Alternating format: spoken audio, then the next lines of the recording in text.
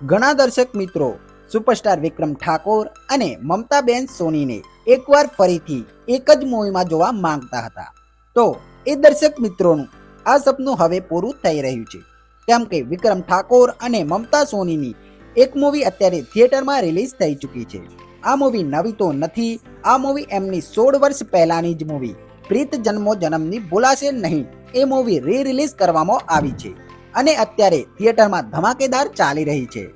વાત કરીશું મૂવી થિયેટરમાં અત્યારે કેવી ચાલી રહી છે, મૂવીનું કલેક્શન કેટલું આવી રહ્યું છે. તો વિડીયોને અંત સુધી જોજો અને ચેનલને સબસ્ક્રાઇબ ના કરી હોય તો પ્લીઝ દર્શક મિત્રો ચેનલને સબસ્ક્રાઇબ જરૂરથી કરી દેજો. તો પ્રીત જન્મો જન્મની ભૂલાશે નહીં મૂવી આમ તો ઘણા સમય પહેલા રિલીઝ થવાની હતી, એટલે કે 5 ડિસેમ્બરના રોજ રિલીઝ થવાની હતી.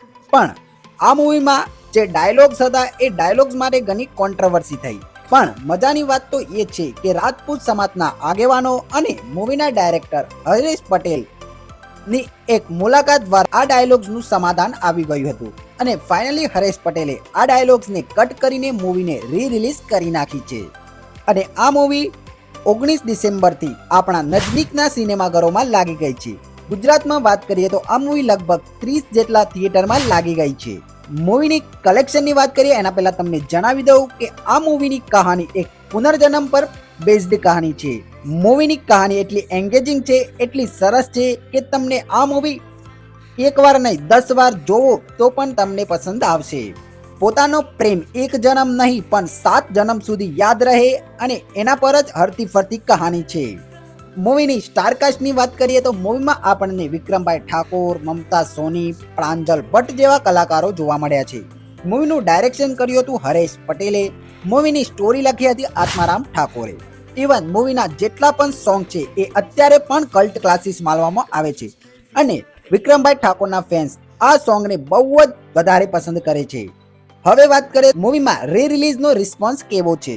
તો મૂવી અત્યારે લગભગ ગુજરાતમાં 30 જેટલા થિયેટરમાં ચાલી રહી છે અને મજાની વાત તો એ છે કે બોલિવૂડ મૂવી નથી, એક ગુજરાતી મૂવી હોવા છતાં રિલીઝમાં આ મૂવીને એક જબરદસ્ત રિસ્પોન્સ મળી રહ્યો છે. દર્શક મિત્રો એકવાર ફરીથી આ મૂવીને વધાવી રહ્યા છે અને બધા જ થિયેટર ફૂલ જઈ રહ્યા છે. તો જે લોકો 16 વર્ષ પહેલા આ મૂવીને થિયેટરમાં નહોતા માણી શક્યા એ લોકો માટે એક ગોલ્ડન ઓપોર્ચ્યુનિટી છે કે અત્યારે આ મૂવીને થિયેટરમાં જઈને જોવાની અને થિયેટરમાં એક્સપિરિયન્સ કરવાની. યુટ્યુબ અને ટીવીમાં તો ઘણી બધી વાર દર્શક મિત્રોએ જોઈ હશે, પણ થિયેટરમાં જોવાનો મોકો એ વખતે ના મળ્યો હોય, એટલે કે 16 વર્ષ પહેલા ના મળ્યો હોય, તો અત્યારે આ તમે ગોલ્ડન ઓપોર્ચ્યુનિટી થિયેટરમાં જઈને આ મૂવીને જોઈ શકો છો. અને હું કહું છું આ એવી એક જબરદસ્ત કહાનીવાળી મૂવી છે કે તમે થિયેટરમાં આ મૂવીને એક્સપિરિયન્સ કરશો તો તમારા પૈસા વસૂલ. અને મૂવીની નવા રંગરૂપમાં પ્રસ્તુત કરવામાં આવી છે.